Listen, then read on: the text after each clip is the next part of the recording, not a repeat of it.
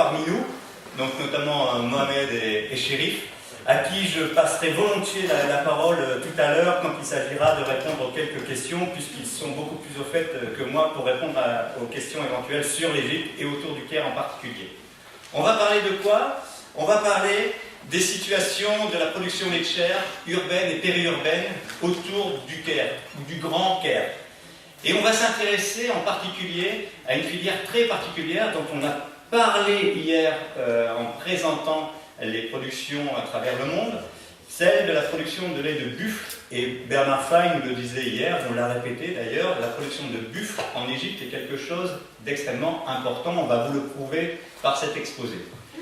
Mais la question va être, quel est l'avenir de cette production laitière, de cette organisation autour de la production de buffle, notamment autour du Caire?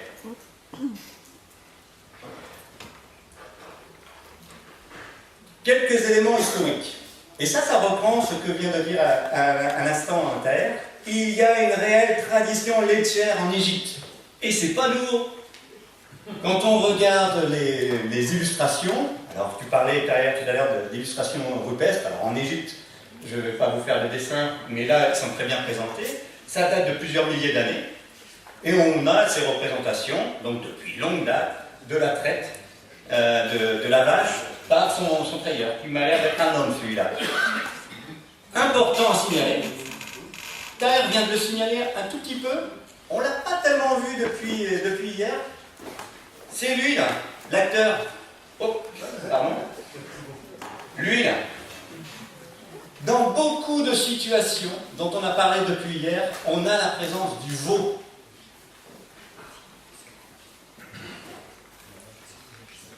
Et non seulement il est présent, mais il boit du lait, évidemment.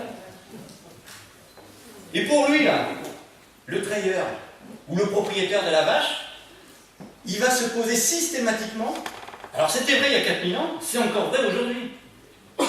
Est-ce que je laisse le veau boire le lait? Est-ce que je garde le lait pour mon autoconsommation ou celle de mes enfants? Ou est-ce que je garde le lait pour le vendre? Et ça, c'est une situation qui se pose quotidiennement, pas il y a 4000 ans, aujourd'hui, systématiquement. Et aujourd'hui, et en Égypte en particulier aujourd'hui, on a toujours cette production à la fois du veau et du lait. Le veau est là, et le veau boit du lait.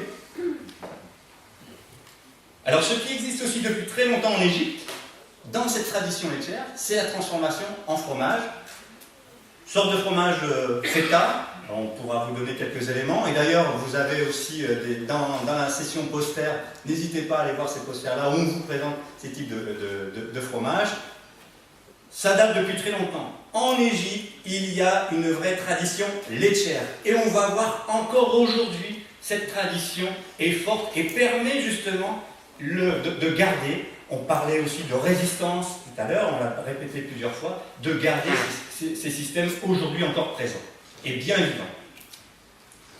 Qu'est-ce qui se passe au niveau de la récente évolution et du développement du secteur laitier en Égypte? On va retrouver pas mal d'éléments dont Taher vient de nous en parler.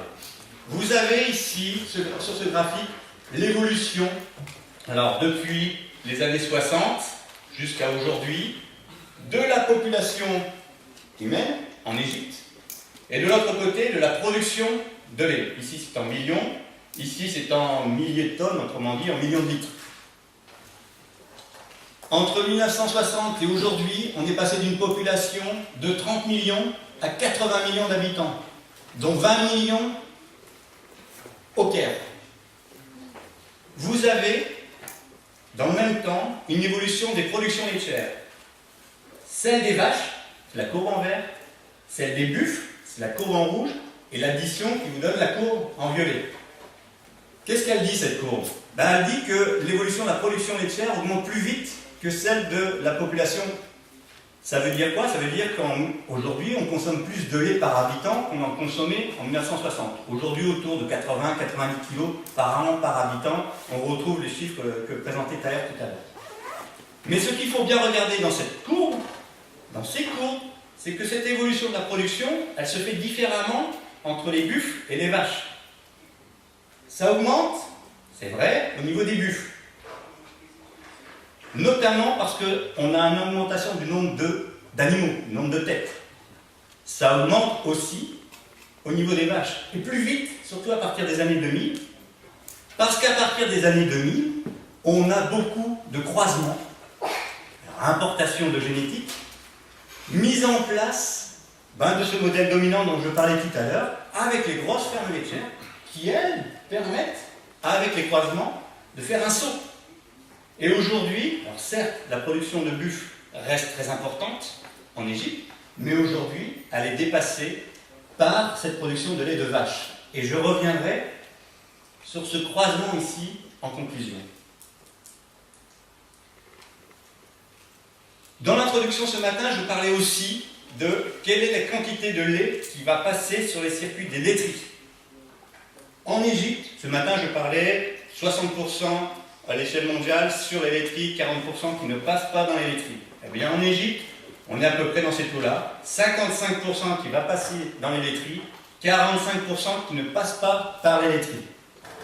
Et dans ces 45%-là, on va trouver effectivement de l'autoconsommation, on va trouver de l'alimentation pour les veaux, et puis on va trouver une bonne part pour la transformation en produits locaux, avec les savoir-faire locaux, comme on le voyait il y a 4000 ans, notamment pour faire du fromage et de l'huile de beurre ou du beurre.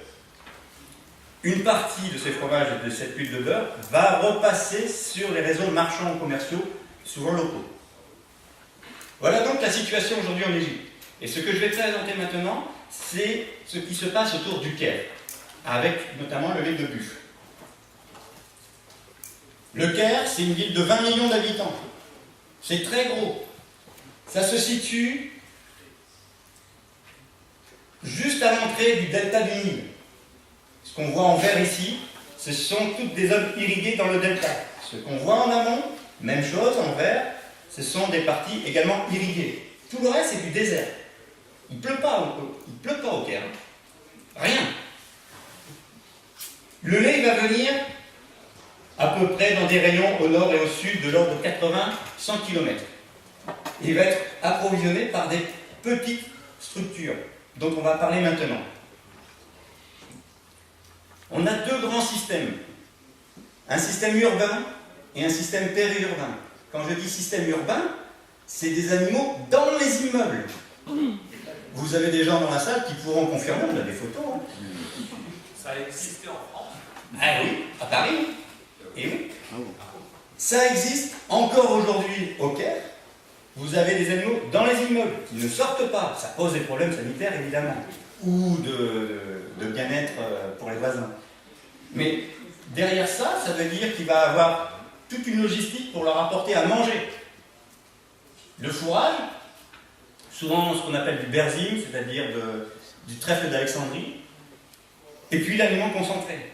Donc il va pouvoir arriver des sous-produits agricoles du Nil, du système irrigué, mais aussi qui va être importé.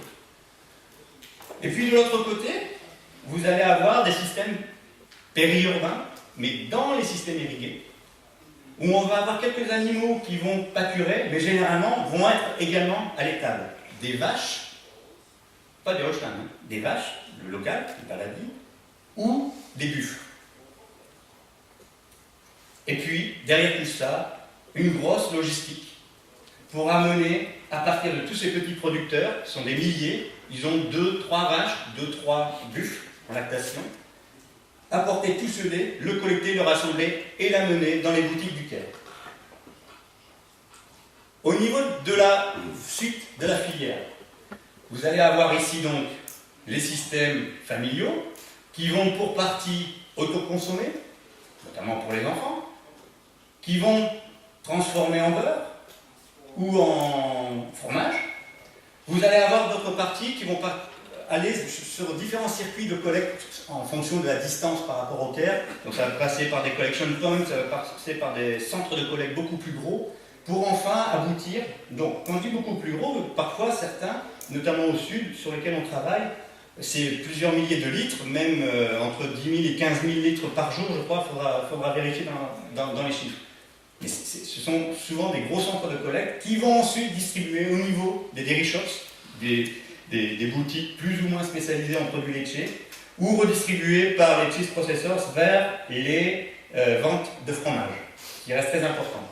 Alors dans cette diapo, vous avez bien évidemment, depuis les années 2000, rappelez-vous la diapo que je montrais tout à l'heure, par rapport au saut technologique de productivité des vaches, vous avez l'installation depuis, donc de ce modèle dominant dont on parlait tout à l'heure, des vaches noires et blanches, avec voilà, des grosses unités, hein, adossées à l'installation récente de grosses usines, de grosses industries, c'est Nestlé, c'est Danone, c'est Joina, et qui vont, eux, distribuer leur lait au niveau des Kairos, par la grande distribution, mais aussi par les petites boutiques. Dans ces boutiques-là, pour certaines, en tout cas, on va trouver à la fois des produits traditionnels et des produits venus de la grande industrie. Alors, certes, dans ces modèles-là, on a des grosses flèches pour les circuits traditionnels qui ont une importance sérieuse au niveau du Caire. On commence à avoir de l'importance pour les circuits industrialisés. Moi, je voulais montrer quand même ce graphique pour montrer que c'est pas totalement étanche quand même.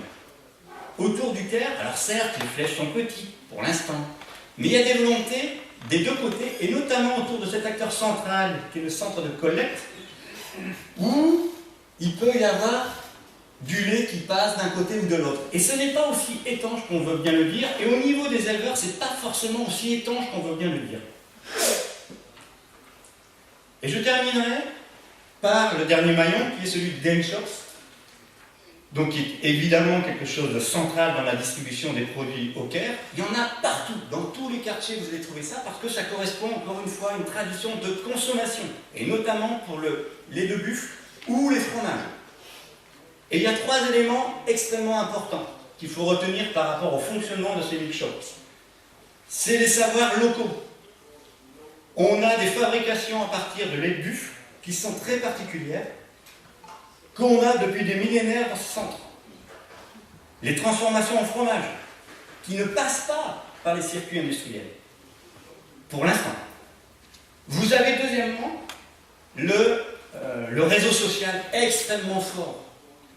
Les études qui sont faites actuellement montrent que plus de 60% des gens qui vendent, que ce soit les collecteurs ou les producteurs eux-mêmes qui vendent aux dairy shops, sont en liens familiaux. C'est de la même famille que les gens qui vendent dans les circuits des milk shops. C'est quelque chose de très fort et ça garantit à la fois les quantités qui vont être livrées et ça garantit la qualité du lait qui va être livré. Et puis il y a cette relation de confiance dont on a parlé aussi ce matin, qui est extrêmement importante pour le fonctionnement de ce système traditionnel. Et enfin, et pas le moindre, c'est un business. Les gens, alors c'est petit, on a des, voilà, à l'origine on a 2 vaches, 3 vaches, mais à la fin, alors certaines estimations, pas forcément les chiffres très clairs, mais à la fin, plus de 50%, certains considèrent que c'est même 80% de l'approvisionnement du Caire est fait par les systèmes traditionnels. Et je vous rappelle qu'au Caire, qu'en Égypte, on consomme du lait.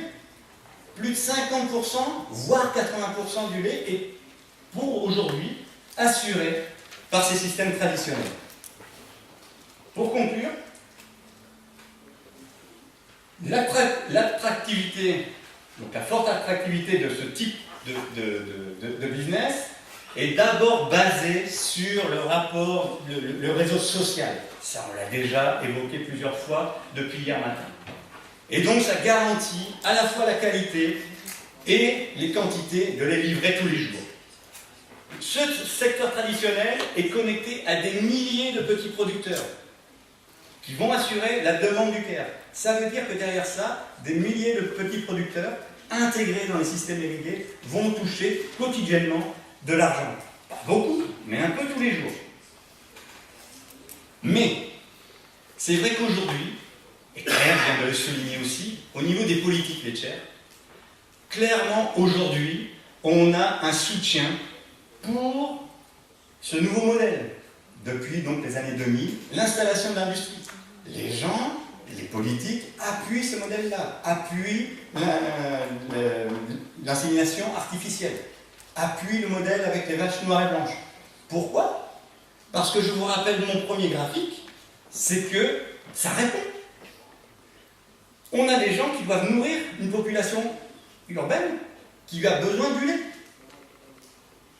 Et donc on a le choix. On s'appuie sur ce qui existe, c'est ce qu'on continue de faire. On apporte du lait, c'est ce qui continue d'être fait. Ou on s'appuie sur un autre modèle et qui, mine de rien, répond quand même à cette demande de nourrir des gens dans les villes. On peut être d'accord, on peut ne pas être d'accord avec ça. Pour l'instant, ce qu'on sait, c'est que le secteur local reste puissant, a sans aucun doute de l'avenir, en raison de cette tradition laitière et en raison des savoir-faire locaux que j'évoquais tout à l'heure, y compris justement dans les habitudes de consommation du fromage et des produits à base de buffle, qui ne passent pas aujourd'hui dans les systèmes industriels. Merci de votre attention.